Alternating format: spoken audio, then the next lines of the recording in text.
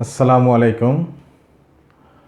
Dhaka women কলেজের marketing বিভাগের সম্মান চতুর্থ বর্ষের ছাত্রীদের অনলাইন ক্লাসে স্বাগত জানাচ্ছি।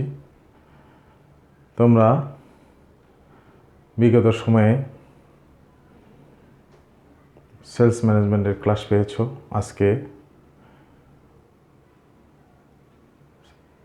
সেলস ম্যানেজমেন্ট টাইটেলের যেটা কোর্স কোড 242309 দ্বিতীয় চ্যাপ্টারের 2 নম্বর লেকচারে আমি ক্লাস শুরু করব। আজকে এখানে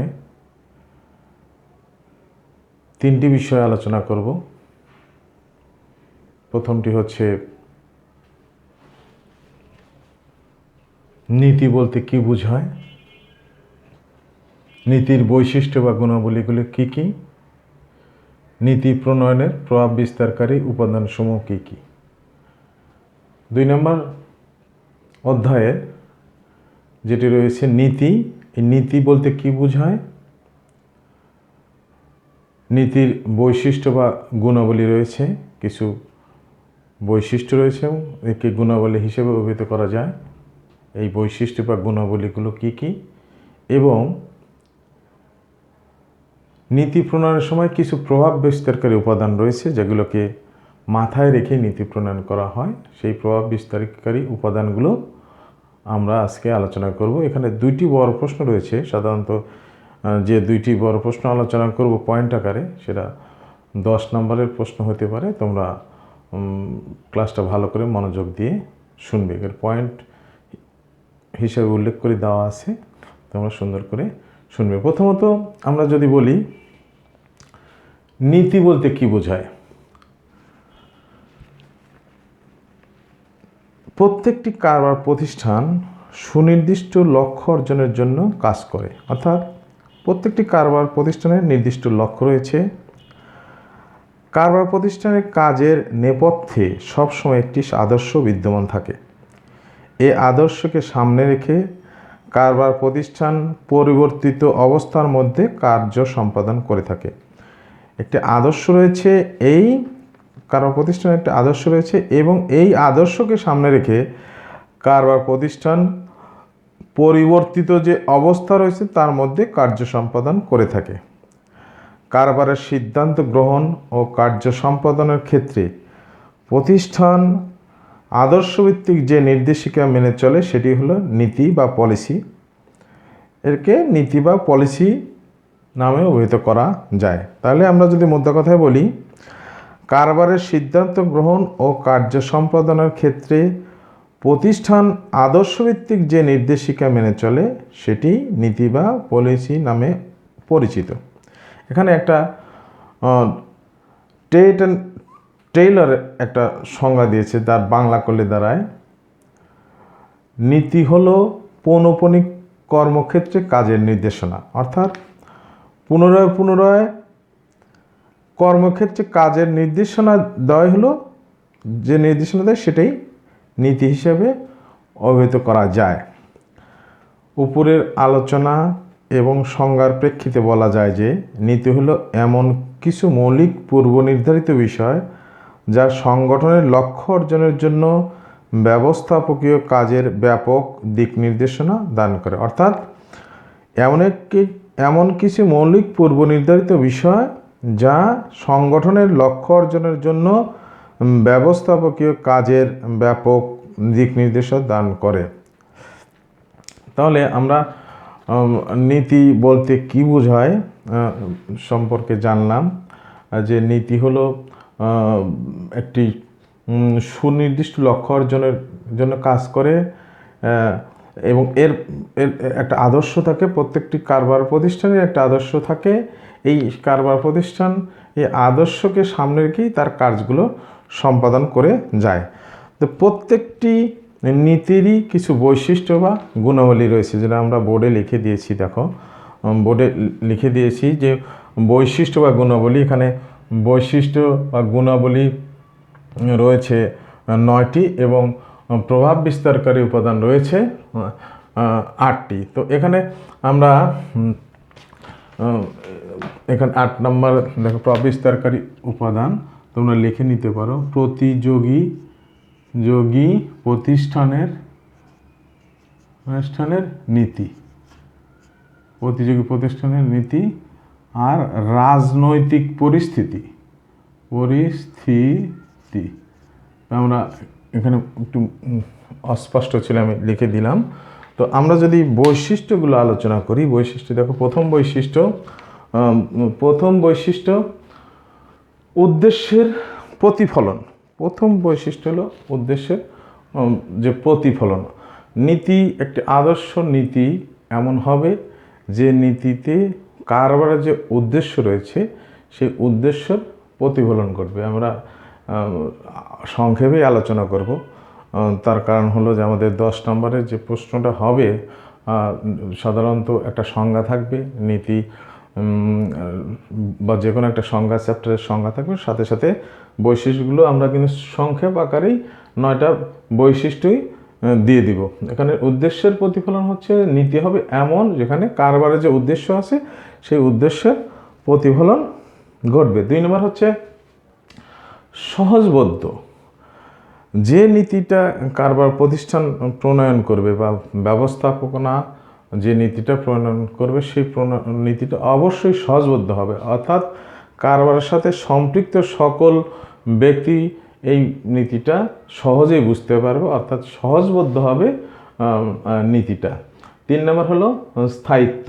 স্থায়িত্ব বলতে এই নীতির 3 নম্বর গুণাবলী বা বৈশিষ্ট্য হচ্ছে যে নীতিটা অবশ্যই ঘন ঘন পরিবর্তন করা যাবে না, অর্থাৎ একটা নীতি নিলে সেটা মোটামুটি স্থায়ী হবে এবং সেটা একটা দীর্ঘকাল ব্যাপী যাতে সেই নীতিটা কোম্পানি অনুসরণ করতে পারে বা যারা নীতি বাস্তবায়নকারী যে সমস্ত ব্যক্তিবর্গ রয়েছে দীর্ঘ সময় ধরে সেই নীতিটা নিয়ে কাজ করতে পারে। 4 নম্বর হচ্ছে নমনীয়তা। তার ইংরেজি করলে তার ফ্লেক্সিবিলিটি, যেটা নমনীয়তা। অবশ্যই আদর্শ বা উত্তম নীতি হইতে হবে নমনীয়, অর্থাৎ পরিবর্তিত পরিস্থিতির সাথে খাপ খাইয়ে যাতে নীতিটাও পরিবর্তন করা যায় এমন হতে হবে, অর্থাৎ নীতিটা হবে নমনীয় বা পরিবর্তনশীল। পরিবর্তিত অবস্থার সাথে খাপ খাইয়ে নীতিটাও পরিবর্তন করা যেতে পারে এমন নীতি হবে। 5 নম্বর হলো গ্রহণযোগ্যতা। গ্রহণযোগ্যতা অন্যতম একটি বৈশিষ্ট্য বা গুণাবলী। গ্রহণযোগ্যতা বলতে সাধারণত নীতিটা একটা আদর্শ নীতি এমন হবে যে নীতিটা প্রতিষ্ঠানের সকলের কাছে গ্রহণযোগ্য হবে, অর্থাৎ প্রতিষ্ঠানের নিম্ন থেকে উচ্চ পর্যন্ত যত কর্মী বাহিনী রয়েছে সকলের কাছেই গ্রহণযোগ্য হবে। গ্রহণযোগ্য না হলে কোনো নীতি সেটা বাস্তবায়ন করা সম্ভব হয় না। অর্থাৎ আদর্শ নীতি হতে হলে অবশ্যই ব্যবস্থাপনাকে একটি সার্বজন গ্রহণযোগ্য নীতি প্রণয়ন করতে হবে।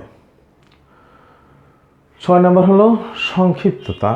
এখানে 2 নম্বর পয়েন্ট ছিল সহজবোধ্য এবং 6 নম্বর আছে সংক্ষিপ্ততা। যেমন সহজ হবে এবং এটা নীতিটা অযথা দীর্ঘ হবে না, এটা সংক্ষিপ্ত হবে, কিন্তু সংক্ষিপ্ত এবং স্পষ্ট হবে। সংক্ষিপ্ত থাকবে কিন্তু স্পষ্টভাবে এটা দিক নির্দেশনা প্রদান করবে। অতএব অবশ্যই নীতির অন্যতম গুরুত্বপূর্ণ বৈশিষ্ট্য বা গুণাবলী হচ্ছে এর সংক্ষিপ্ততা। 7 নম্বর হলো পরিপূরক। অর্থাৎ পরিপূরক হলো যে বিগত সময়ের যে নীতি প্রণয়ন করা হয়েছে বা যে নীতি বাস্তবায়ন করা হয়েছে সেই নীতির পরিপূরক হিসেবে এই নীতিকার হবে। যে নীতি প্রণয়ন করা হবে সেই বিগত সময়ের অন্যান্য নীতির পরিপূরক হিসেবে কাজ করবে। আদর্শ বা উত্তম নীতি হতে হলে অবশ্যই একে অপরের পরিপূরক হিসেবে কাজ করতে হবে। 8 নম্বর যে বৈশিষ্ট্য বা গুণাবলী রয়েছে লিখিত যে বিষয়টা রয়েছে, অবশ্যই আদর্শ বা উত্তম গুণ বিশিষ্ট নীতি হতে হলে সেটা লিখিত হতে হবে। কোনো অলিখিত নীতিকে আদর্শ নীতি হিসেবে বলা যাবে না। লিখিত এবং স্পষ্ট করে এটা কর্মী বাহিনীর সামনে উপস্থাপন করতে হবে যারা এই নীতিটা বাস্তবায়ন করবে। 9 নম্বর হলো ন্যায়সঙ্গত। অবশ্যই নীতি হবে ন্যায়সঙ্গত, সবার সাথে সমান সুযোগ সুবিধা বা সমান আচরণ করবে এমন একটি নীতি প্রণয়ন করা প্রত্যেকটি প্রতিষ্ঠানের জন্য জরুরি।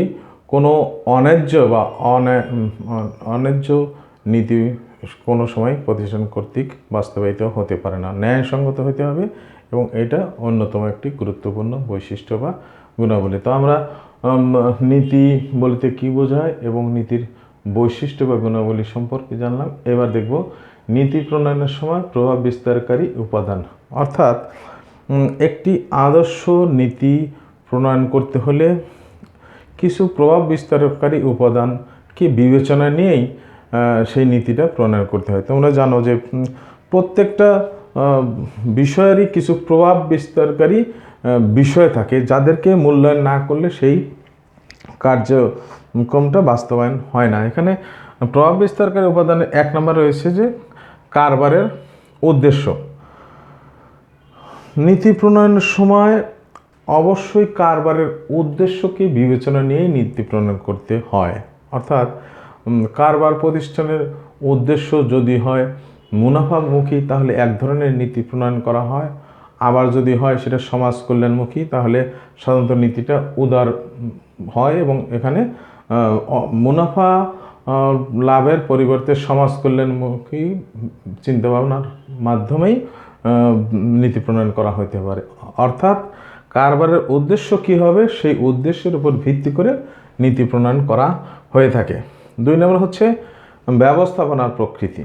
ব্যবস্থাপনার প্রকৃতি হচ্ছে এরকম যে প্রতিষ্ঠানের নীতি প্রণয়ন করা হচ্ছে সেই প্রতিষ্ঠানে যে ব্যবস্থাপকীয় কর্তৃপক্ষ আছে তাদের প্রকৃতি কীরকম, অর্থাৎ তারা উদার নৈতিক না স্বৈরতান্ত্রিক। যদি উদারনৈতিক হয় বা গণতান্ত্রিক হয় তাহলে নীতি হবে আদর্শ এবং এটা উদারভাবে নীতিটা প্রণয়ন করা হয়ে থাকে। আবার যদি ব্যবস্থাপনা কর্তৃপক্ষ কর্তৃত্বপরায়ণ হয় বা স্বৈরতান্ত্রিক হয় তাহলে অবশ্যই নীতিটা রক্ষণশীল হয় এবং এখানে উদারনৈতিক নীতি প্রণয়ন করা হয়ে থাকে না, করা সম্ভব হয় না। অর্থাৎ ব্যবস্থাপনার কী প্রকৃতির বা ব্যবস্থাপনা কীভাবে চিন্তা করে, তারা গণতান্ত্রিকভাবে চিন্তা করে না অনেকটা রক্ষণশীল বা স্বৈরতান্ত্রিক মতবাদ চাপিয়ে দেওয়া হয় দিতে চায়, তার উপর ভিত্তি করে নীতি প্রণয়ন করা হয়ে থাকে। তাহলে 2 নম্বর, 1 নম্বর হলো কারবারের উদ্দেশ্য, 2 নম্বর ব্যবস্থাপনার প্রকৃতি, 3 নম্বর হলো সরকারি নিয়মকানুন। সরকারি নিয়মকানুন অন্যতম গুরুত্বপূর্ণ একটি প্রভাব বিস্তারকারী উপাদান, কারণ প্রত্যেকটি ব্যবসায়ী প্রতিষ্ঠানকেই তার নীতি প্রণয়নের সময় সরকারি নিয়ম কানুনের কথা চিন্তা করেই তার ব্যবসায়িক নীতি প্রণয়ন করতে হয়। অর্থাৎ এমন সরকারি নিয়মকানুন যদি থাকে সেটা মেনে পরিপালন করেই নীতি প্রণয়ন করা সম্ভব হয়। এমন কিছু বিষয় আছে যেখানে যদি নীতি প্রণয়নের ক্ষেত্রে উদার চিন্তাভাবনা করলে সরকারি আইন কানুনের জন্য সেটা করা সম্ভব হয় না, বিধায় সরকারি নিয়মকানুন বা আইন কানুন নীতি প্রণয়নের ক্ষেত্রে অন্যতম ফ্যাক্টর হিসেবে কাজ করে। 4 নম্বরের বিষয় রয়েছে আর্থিক সামর্থ্য। আর্থিক সামর্থ্য বলতে প্রতিষ্ঠানের আর্থিক সামর্থ্যকে বোঝানো হয়েছে, অর্থাৎ প্রতিষ্ঠান যদি আর্থিকভাবে স্বাবলম্বী হয় বা শক্তিশালী হয় তাহলে ব্যাপক ভিত্তিক গবেষণা করে নীতি প্রণয়ন করা হয়ে থাকে এবং নীতি বাস্তবায়নের জন্য যা যা করণীয় সেটা করা সম্ভব হয়। আর যদি আর্থিক অবস্থা দুর্বল হয় তাহলে সাধারণত দুর্বল নীতি প্রণয়ন করা হয় থাকে এবং সেটা সাধারণত সফলতার মুখ ওইভাবে দেখে না। 5 নম্বর হলো জনশক্তির প্রাপ্যতা। জনশক্তির প্রাপ্যতা বলতে সাধারণত নীতি প্রণয়ন করার জন্য যে দক্ষ জনশক্তি দরকার সেই জনশক্তি প্রতিষ্ঠানে আছে কিনা তার উপর ভিত্তি করেও নীতি প্রণয়ন করা হয়ে থাকে। যদি দক্ষ জনশক্তি না হয়ে থাকে তাহলে নীতি অপেক্ষাকৃত দুর্বল হয়, আর যদি নীতি প্রণয়নের জন্য ওই রকম দক্ষ জনশক্তি থাকে তাহলে আদর্শ নীতি প্রণয়ন করা সম্ভব হয়ে থাকে। 6 নম্বর হলো সম্পদের প্রাপ্যতা। আর্থিক সামর্থ্য এবং সম্পদের প্রাপ্যতা প্রায় একই রকম, অর্থাৎ যে নীতি প্রণয়ন করার জন্য যে যতটুকু সম্পদ দরকার বা যতটুকু সামর্থ্য দরকার সেই সামর্থ্য প্রতিষ্ঠানের আছে কিনা সেটার উপর ভিত্তি করে নীতি প্রণয়ন করা হয়ে থাকে। অর্থাৎ সম্পদের প্রাপ্যতা যদি ভালো থাকে নীতিও ভালোভাবে প্রণয়ন করা হয়, আর যদি সম্পদের প্রাপ্যতা দুষ্প্রাপ্য হয় তাহলে সেটা আদর্শ নীতি প্রণয়ন করা সম্ভব হয় না। 7 নম্বর হচ্ছে প্রতিযোগী প্রতিষ্ঠানের নীতি। আমরা জানি যে বর্তমান প্রতিযোগিতার যুগ, প্রত্যেকটা প্রতিষ্ঠানকেই তাদের টিকে থাকতে হলে প্রত্যেকটা প্রতিষ্ঠানকেই প্রতিযোগী প্রতিষ্ঠানের সাথে প্রতিযোগিতা করেই তাকে টিকে থাকতে হয়। অর্থাৎ একটা নীতি কোনো প্রতিষ্ঠানে নীতি প্রণয়ন করার সময় প্রতিযোগী প্রতিষ্ঠানের কী ধরনের নীতি প্রণয়ন করে তার উপর ভিত্তি করেও নীতি প্রণয়ন করা হয়ে থাকে। অর্থাৎ প্রতিযোগী প্রতিষ্ঠান সমজাতীয় পণ্যের ক্ষেত্রে কোন নীতি প্রণয়ন করছে, কিভাবে বাস্তবায়ন করে, কাদের মাধ্যমে বাস্তবায়ন করে এবং তাদের আর্থিক সামর্থ্য কী এবং সেই আর্থিক সামর্থ্য অনুযায়ী কত উন্নত মানের নীতি তারা প্রণয়ন করতে পারে সেটাও বিশ্লেষণ করে নীতি প্রণয়ন করা হয়ে থাকে। সর্বশেষ যেটা হলো রাজনৈতিক পরিস্থিতি। রাজনৈতিক পরিস্থিতিও একটি গুরুত্বপূর্ণ ভূমিকা পালন করে। যদি রাজনৈতিক স্থিতিশীল থাকে দেশের মধ্যে তাহলে প্রতিষ্ঠান সাধারণত সহজভাবে নীতি প্রণয়ন করতে পারে এবং সেই নীতিটা বাস্তবায়ন করা তার পক্ষে সম্ভব হয়। অর্থাৎ সামগ্রিকভাবে একটি কোম্পানির সমস্ত কলাকৌশল সঠিকভাবে পরিচালনার জন্য রাজনৈতিক স্থিতিশীলতা জরুরি হয়ে পড়ে। তো আমরা আজকে বিক্রয় ব্যবস্থাপনা কোর্সের আমরা দ্বিতীয় অধ্যায়ের নীতি বলতে কী বোঝায়, নীতির বৈশিষ্ট্য বা গুণাবলীগুলো কী কী, নীতি প্রণয়নের প্রভাব বিস্তারকারী উপাদানসমূহ কী কী, এই বিষয়গুলো আলোচনা করলাম। আশা করি তোমরা এর থেকে উপকৃত হবে এবং যদি কোনো সমস্যা হয় তোমরা পরবর্তীতে ফোনের মাধ্যমে যোগাযোগ করবে এবং ফেসবুকে আমাদের গ্রুপ রয়েছে, গ্রুপে কথা বলতে পারো। আর সবচেয়ে বড় কথা যে একটা দুঃসময় যাচ্ছে আমাদের, একটা প্যান্ডামিক সিচুয়েশানে তোমরা সবাই স্বাস্থ্যবিধি মেনে চলবে, পাশাপাশি টেবিলে সময় দিবে, মন ভালো থাকবে এবং আমার মনে হয় যে আমরা আশা করি অনলাইন ক্লাসগুলো চালিয়ে গেলে আমাদের পরবর্তী পরীক্ষার প্রস্তুতির জন্য আশানুরূপ অবস্থায় যেতে পারো। আজকে এই বলে আমি ক্লাস শেষ করছি। ধন্যবাদ সবাইকে।